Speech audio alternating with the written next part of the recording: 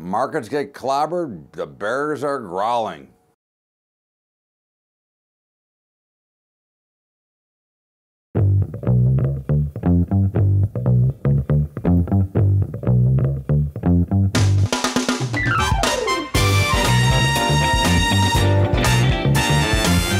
What's up, everybody? Welcome aboard. It's Bubba's Bottom Line, and as always, it's great to be here with you, spending some time. And of course, we've got the winding down of March Madness, the beginning of baseball season this week on Thursday, and the markets are getting clobbered as we suspected they would, as we've been calling it top since January 29th, which was the absolute top of the market. And of course, we can look at a lot of reasons last week why we're getting under some dramatic pressure, but I think there's no bigger story than the magic trick or the illusion that was pulled off by the Fed, where they actually hiked rates, but they really didn't hike rates because they continue to suppress and pound down the dollar, which is, again, our belief that that will end up being the black swan, or the markets will be their own black swan.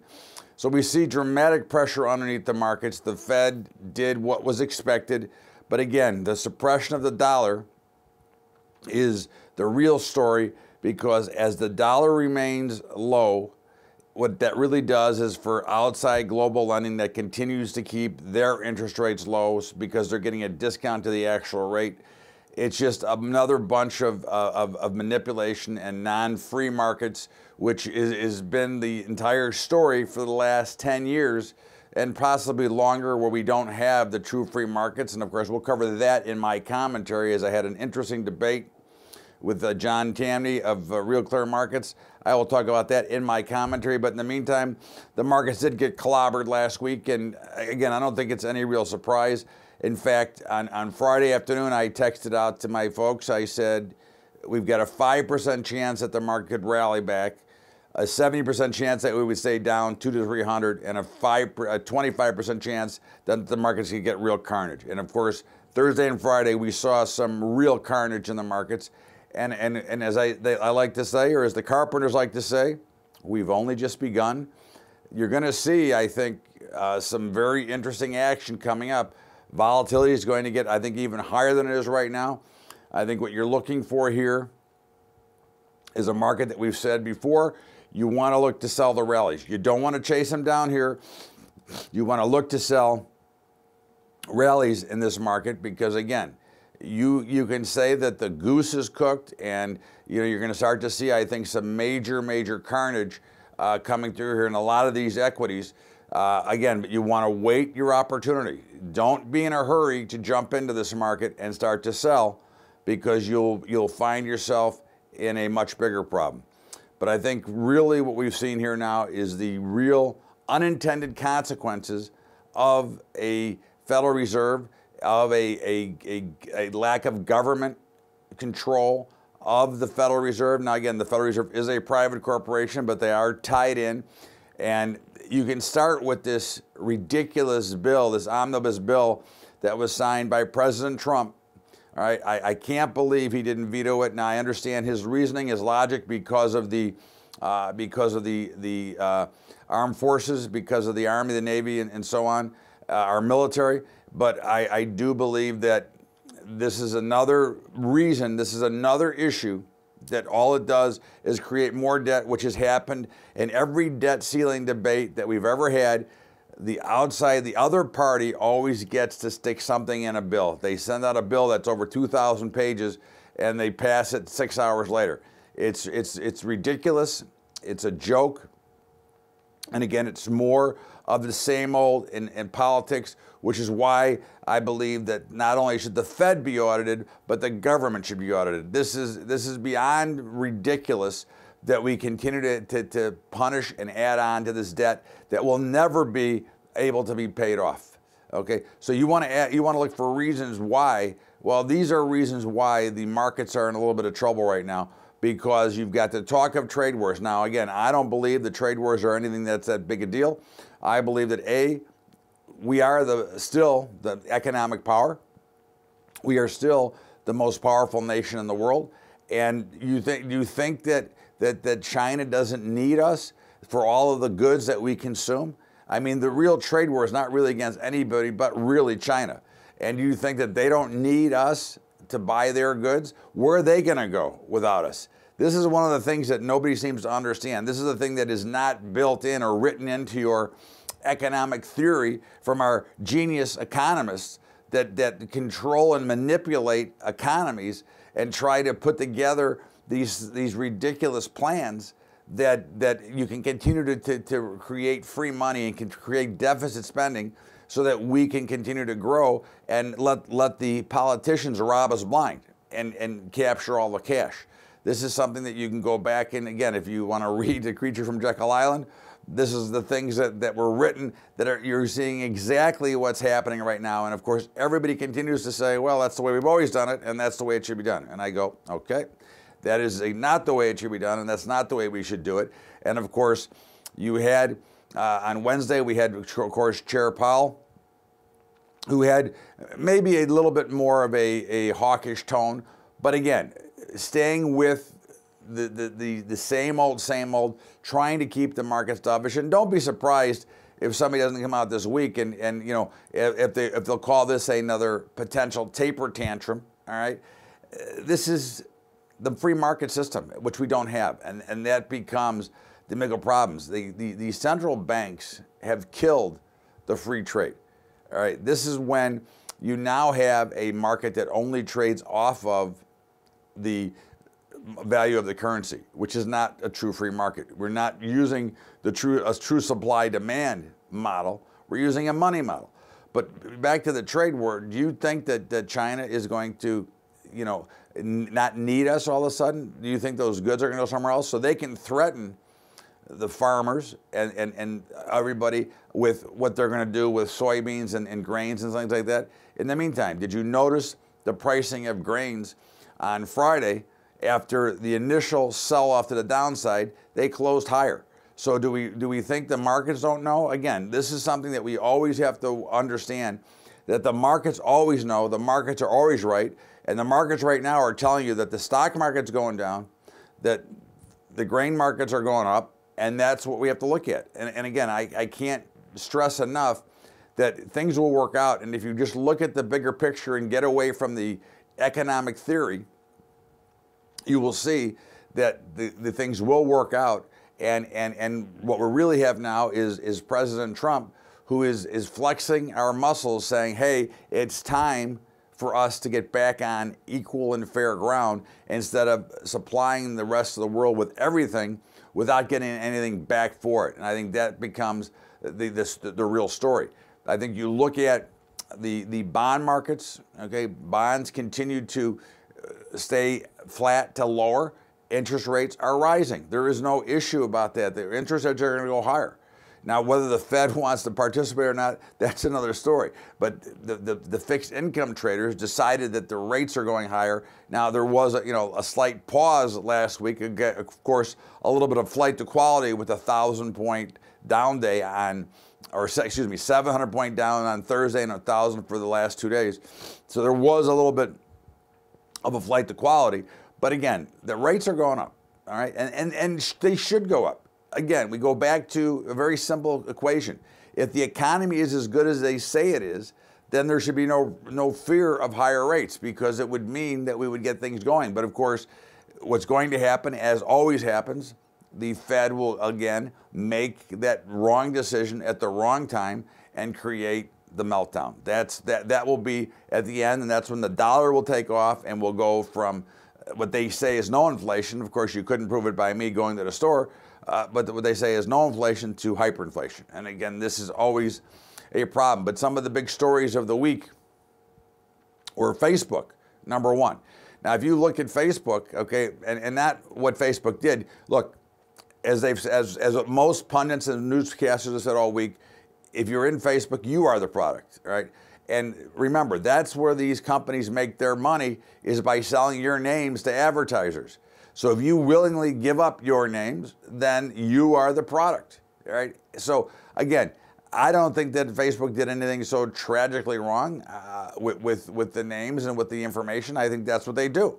Again, that's what, if you sign up for that, you are signing up to have your name sold. That's why all these companies have you opt in to a mailing list. Again, that's so the value of the names is one of the key things that we look at. And that's something that you just need to understand. But the key here with Facebook was not that it went down, not that it was bad news, but that typically if the markets were still really strong, they would have absorbed that bad news and Facebook wouldn't have lost 10 or 12% last week. That's the real key to watch, is how did the market react after it had a chance to digest this. So now the market's digested the information and said, okay, you're going down. And I think that's going to create some more selling pressure, and you could look for, you know, a lot of these tech stocks. Tech was really heavy at the end of last week, and there was a lot of issues going on with tech. So I think that is something that is just showing you that momentum is dying in the markets for now. Now again, I don't want anybody to get so totally paranoid or panicked that like they have to sell everything, okay? That is not what I'm saying here at all. I want you to understand that this is just a market function. In fact, Fox called me and had me on the phone on Thursday. I was on Wednesday. They had me on Thursday to talk about what was going on. And I said, look, if you're an investor, you should be hedged. But even if you're not hedged, as long as you're investing money that you can afford and don't need tomorrow, you should not worry about getting out of the market. Again, you should not try to time or wish the market. It doesn't work, okay? So all of these great geniuses who say, let's get out of the risk on, risk off, all that garbage is garbage. It doesn't mean anything. If you like the companies you're in, if they are fundamentally strong companies over history, then they will rally eventually. So if you're just strictly purely an investor, there is no reason to dump the markets. Now, if you trade and invest, then you trade the short side. But everybody should consider learning how to hedge, and I can give you 1,000 notes from people that sent me last week telling you how good it is to be hedging your portfolio. It's something that you should check out. But in the meantime, the markets are in trouble right here. Now, of course, I'm recording this on Sunday, and we'll see how the markets open tonight, and we'll see what it looks like. Now, there is obviously somebody sent me a bunch of charts that show that this is very similar to 87. Now, again, I tell you this, 87 will not happen again, okay? The way that 87 happened, not that we won't go into a bear market, that we're going into, but the actual one-night wonder of a 30% sell-off cannot happen. It's not allowed because of the circuit breakers. So I wouldn't get myself into a frenzy here. Remember, the reason they do all these things is if the markets get too hepped up and going down, then they shut them down temporarily to give cooler heads a chance to prevail, because everybody knows that that's usually a buying opportunity. So again, I understand it, and I'm telling you that you don't have to worry about that. Now again, do you have to worry about a 30% down over the next 6 months? Yeah, that could happen, all right? But is it going to be in one day? No, that's not going to be in one day. But in the meantime, in this period of time, you will have some dramatic rallies that you can have an opportunity to sell. This is the difference now. We have switched from a buy the dip mentality, now we're in a sell the rally mentality. And that's a very subtle change, because now what you're seeing, you're now seeing all these advisors and pundits, which we talked about this a couple of months ago on this show, that they're still saying, oh no, we're going up, we're in a bull market where nothing's changed and nothing has happened. Well, a lot has happened, a lot has changed, all right? The markets are breaking down. Stocks are going technically below a lot of their key support levels. So now you've got a different market, all right? You see volatility continue to pick up. One thing about volatility, the more the volatility is in play in the market, the more the markets are going lower. That is because volatility equals or creates or shows the fear in the market.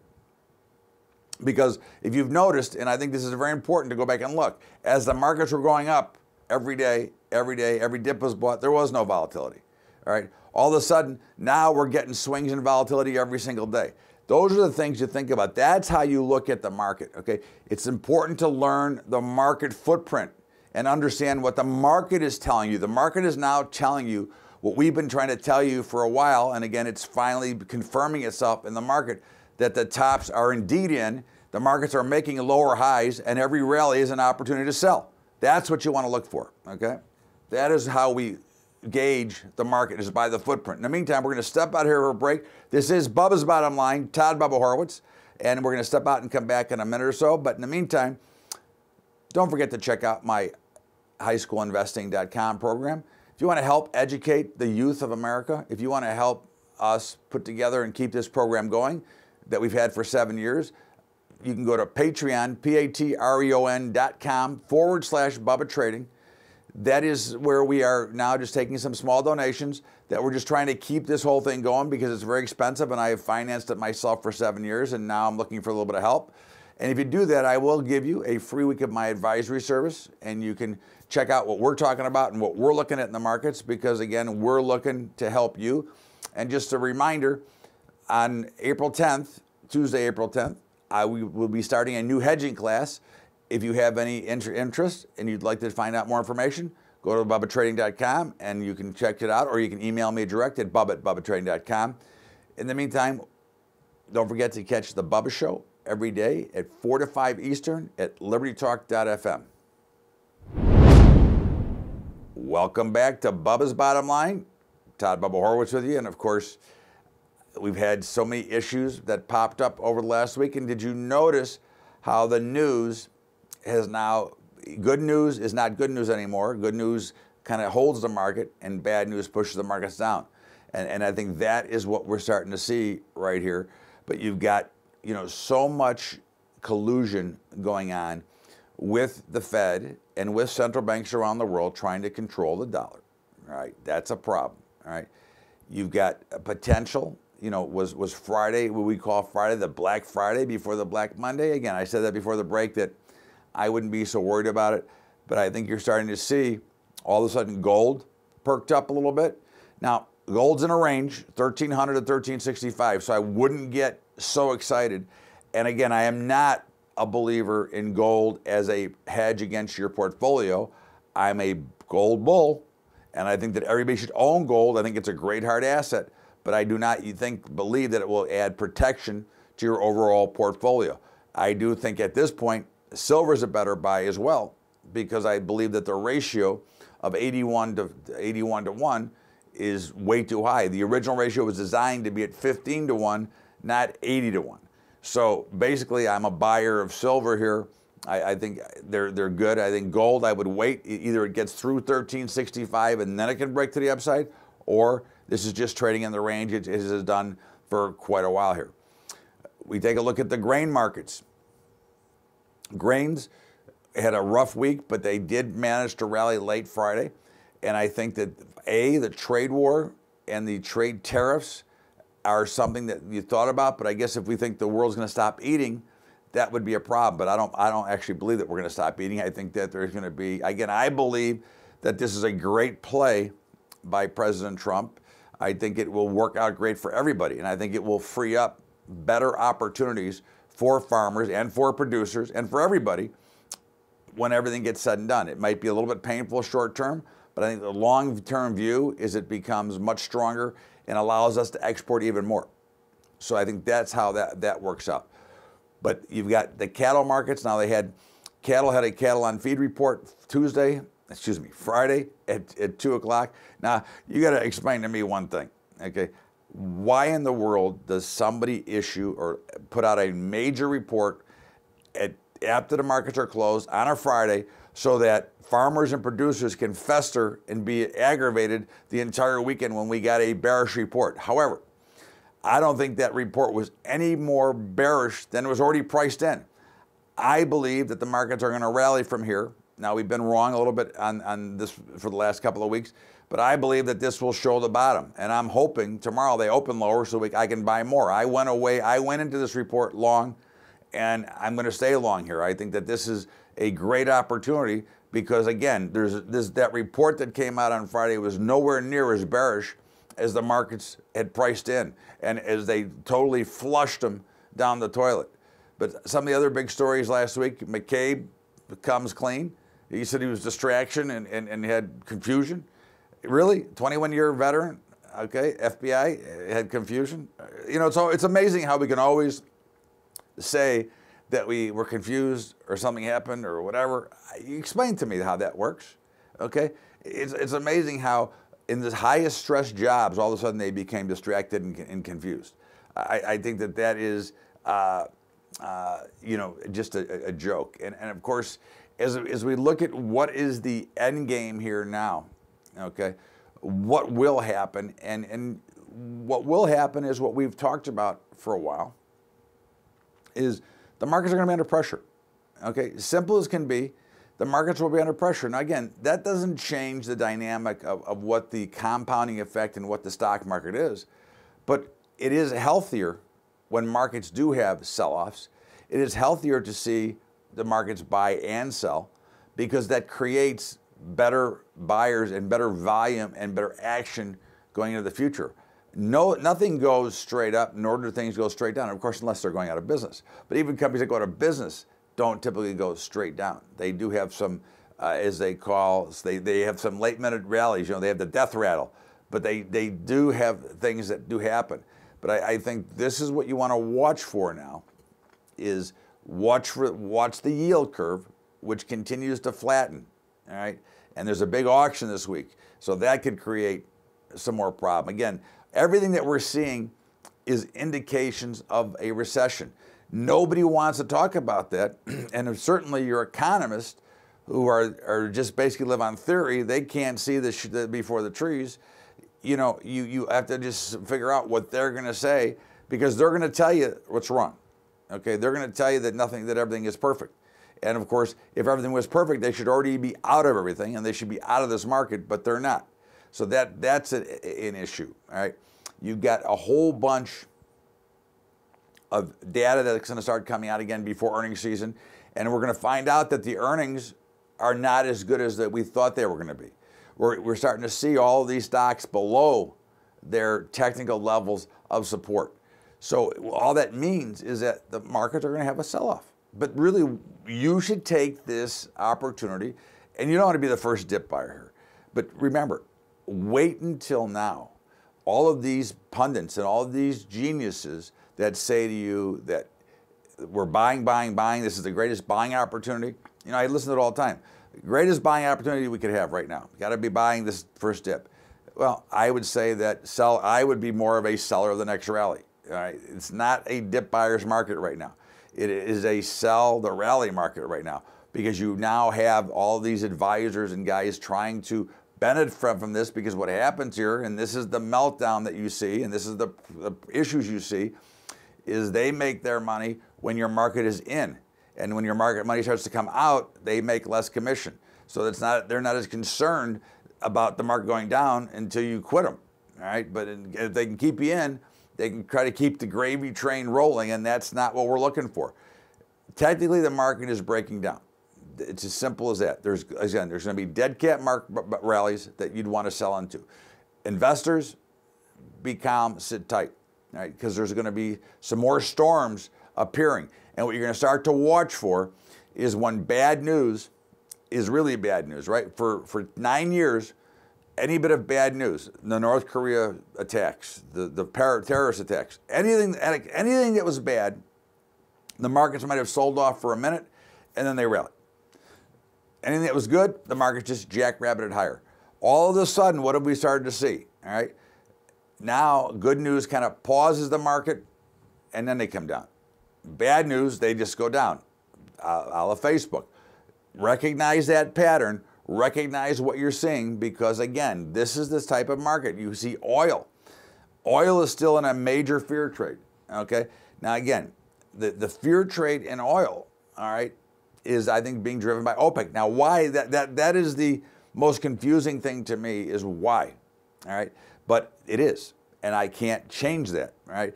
But I'm still a seller of oil, but again, if it gets much above 66, I might have to change my tune. But when I look out 1 year from now, oil is $10 lower a year from now. This is the same exact formation we saw in 2014.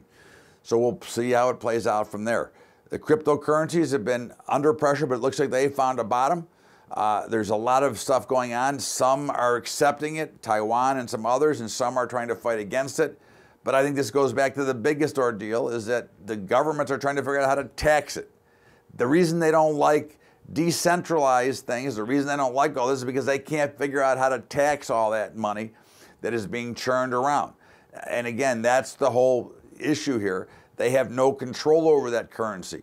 So I think that's something that you have to just understand and look for is what does it mean? And I think that, again, I think that you've got to be careful in this space, but I do think it is real. I think that it's going to be very much accepted, and I think that you can continue to look at buying cryptocurrencies, the ones that are major, and continue to play in that market, because they, to me, are the new alternative investments and have a great opportunity to succeed. And of course, there's been some great stories and of things. And of course, I talked to a lot of people on the BUBBA'S show about cryptocurrencies. I talked to actually a couple of developers of those. And I have converted myself from a non-believer to a believer. And again, I would not take a lot of money, like, you know, some people are saying, well, 25%. I think 3 to 5% of your investing capital should be invested across the cryptocurrency world, because I think that is the future between the blockchain technology and the cryptocurrency. And what we're going to see, I think you're going to start to see a lot of this start to come into play in some of these new IPOs, because I think what the companies are going to do now, instead of issuing, they're going to kind of cut out the investment banker potentially using ICOs. So there's a lot of things happening in this space. And again, it's never bad to be early as long as you can afford to be wrong. That's the big key. If you can afford to be wrong, it's never bad to be early. We're going to step out here for a break. This is Bubba's Bottom Line, Todd Bubba Horwitz, and we'll be right back after the break. Hello, everybody. Remember, check out my high school investing program, and I thank all of you who have contributed in the past. It's really wonderful, and we're really trying to go. We've actually got up to over 400 high schools now. We're trying to obviously get 40,000, but it takes capital, and we're continuing to work that, but we do give away everything free. And I urge you to check out the website, highschoolinvesting.com, to kind of see what we're doing. I think it's a great program. I think it's really based, and I think that you can really help others as well as yourself.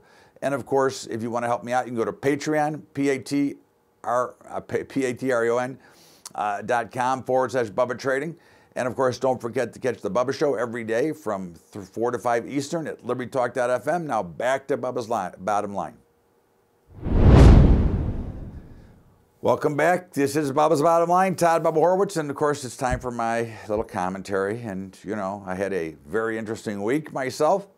I was actually on Friday, I was put on in a debate with John Tamny from Real Clear Markets, an ex Goldman Sachs guy, an ex JP Morgan guy, I think. And of course, we got into the debate of free markets. And of course, as typical as I see, another economist does not understand what really a free market is. And I think that what we see here is if you take the economists and you put them end to end, and you threw them in the middle of the Sahara Desert, they couldn't find sand because it doesn't fit their theory. All right, the free market system, the only free markets we have today, right now, are in the cryptocurrency space. All right, because those markets are open 24 hours a day, 7 days a week, and nobody is manipulating those. Now, certainly customers, buyers and sellers can manipulate it with capital, but they're not manipulating with legislation or with devaluation. And I think that's very important. And the discussion on free markets is what is happening with what the governments are doing, the free traders. And again, I believe that this is a great thing for us to do, because it's about time that we quit giving away all of our money, and it's about time we quit being in a major deficit to everybody else when we are the economic power. We are the biggest customer of every nation out there. Do not think that there are going to be some changes, some adjustments made to make this truly a free market system and allow us to buy in and sell. You know, a lot of the places that we sell to, we have quotas of how much we can sell. In the meantime, coming in, there is no quotas.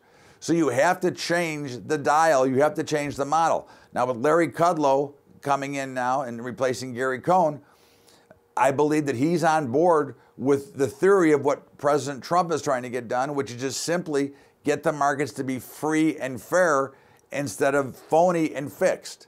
Because the markets we had before were not necessarily free markets. They were more dictated by the monetary policy because of the dollar, the currency. How many times have you heard these major companies whine about, well, the dollar's too expensive, so we can't do any exporting? Well, again, I never understood that anyways. To me, that's poppycock. But in the meantime, it is what it is. All right, let's give this a chance to work. This is not Hoot Smalley. This is not going to be what George Bush tried to do in 2003. This is a whole new presidency that says, hey, it's time that we got on a fair and equal trade all the way across the board. And there have been some shells dropped already, but in the meantime, you really watch the overall markets, and if you watch the markets in general, forget about the equity market. Everyone's saying, well, the equity markets are down because of all this.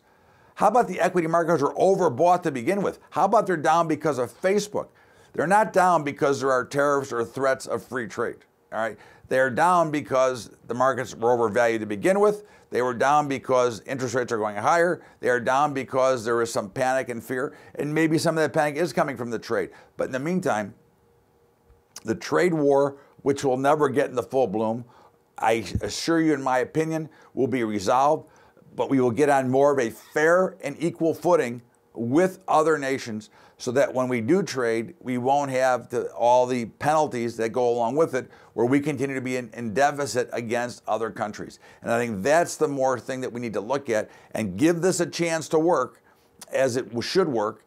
And I think you'll find that China will come to the table, and I think that we will work this out where things will be better, and we will have an opportunity to sell more goods of ours across the border, and we will get a better price on the goods coming into this country. I think that this will work out extremely well, and I think that's one of the reasons that Larry Kudlow signed on, because he is against the tariff part of it. He is against the trade war, but why else would he sign on to be with Trump if he didn't believe that this was going to work out to go back to the free trader model? Okay, so if we can get true free trade, which is, I think, is what the intention is of this, I think it works out great. And I think that my debate with Mr. Real Clear Markets was just somebody who was trying to continue with economic theory, which is not the real world. So hopefully they will wake up, and we will wake up in the real world, understanding how the real business model works, and that everything cannot be put out in theory, and that you have to understand real practical experience, which is just simply known as having a little common sense. This is Bubba's Bottom Line, and that was my commentary. And everybody have a great week. Got NCAA basketball today, if you're around, if you get this early enough. And of course, I think you look at Duke and Villanova to both win today. That would be my selections. In the meantime, have a great week, everybody. Thank you so much for joining me. We'll see you on the daily updates. Bubba's Bottom Line. Have a great week, everybody. See you later.